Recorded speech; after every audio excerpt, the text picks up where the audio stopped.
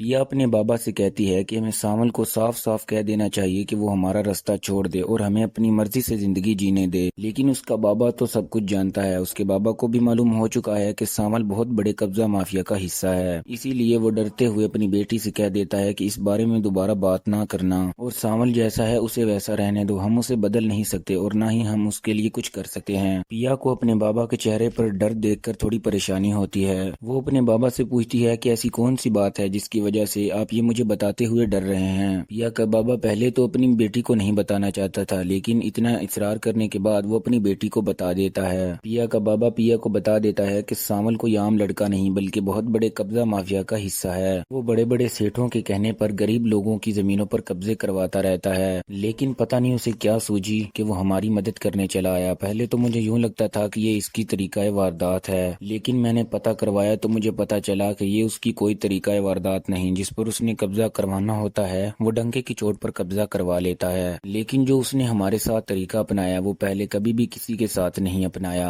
میں اسے اس کی طریقہ واردات نہیں کہہ سکتا۔ پیا کی ماں کہتی ہے کہ میں تو آپ سے پہلے ہی کہتی تھی کہ ساول ایسا لڑکا نہیں ہے، لیکن آپ تو میری بات کا یقین نہیں کرتے تھے۔ پیا کی ماں کہتی ہے کہ آپ اس بات پر حیران ہیں کہ وہ قبضہ مافیا کا حصہ ہے، تو یہ حیرانی والی بات تو نہیں، پہلے بھی تو آپ لوگ جانتے ہیں کہ وہ ایک گنڈا موالی ہے، تو ایسا بھی تو وہ ہو ہی سکتا ہے، تو تم لوگوں کو زیادہ حیران ہونے کی ضرورت نہیں۔ ہمارے لیے جو چیز معنی رکھتی ہے وہ یہ ہے کہ وہ ہمارے لیے ایک بہت ہی شریف لڑکا ہے۔ لیکن پیا کا بابا پھر بھی یہ بات ماننے سے انکار کر دیتا ہے۔ وہ کہتا ہے کہ جو بھی ہو، ساول ہمارے ساتھ جیسا بھی کرے، لیکن وہ مجھے ایک اچھا لڑکا کبھی بھی نہیں لگتا۔ پیا کا بھی بالکل ویسا ہی کہنا ہوتا ہے۔ وہ اپنی ماں سے کہہ دیتی ہے کہ آپ کو ساول سے اتنی ہمدردی نہیں کرنی چاہیے، جبکہ آپ جانتی ہیں کہ وہ کتنا گھٹیا انسان ہے۔ پیا کی ماں کو سمجھ آ جاتی ہے کہ پیا اور اس کا بابا ساول سے اس قدر نفرت کرتے ہیں کہ اس کے کہنے پر یہ اس کی ایک بات بھی نہیں سنیں گے۔ دوسری طرف ساول تو بہانے ڈھونڈتا پھر رہا ہے کہ وہ کسی ذریعے پیا سے بات کرے اور اس کی غلط فہمی کو ختم کر دے، لیکن ایسا موقع ہی نہیں مل رہا۔ وہ جب بھی گھر جاتا تو پیا گھر پر نہیں ہوتی، دراصل وہ ہوتی تو گھر پر، لیکن اس کی ماں یا اس کا بابا یہ کہہ دیتے کہ وہ گھر پر نہیں ہے، دراصل وہ چاہتے ہی نہیں کہ وہ پیا سے ملے۔ ساول کو بھی آہستہ آہستہ اس بات کا اندازہ ہونے لگ گیا تھا، کیونکہ وہ جب بھی ان کے گھر جاتا اس کی ماں اور اس کا بابا یہی کہتے کہ وہ گھر پر نہیں ہے، لیکن وہ اتنا دیر گھر سے باہر رہتی نہیں، اور وہ یونیورسٹی بھی نہیں جا رہی۔ اگر وہ یونیورسٹی نہیں جا رہی تو یقیناً وہ گھر پر ہی ہے اور اس کے ماں باپ مجھ سے جھوٹ بول رہے ہیں، لیکن اب وہ ان کے ساتھ زور زبردستی بھی تو نہیں کر سکتا، اسی لیے وہ اس کو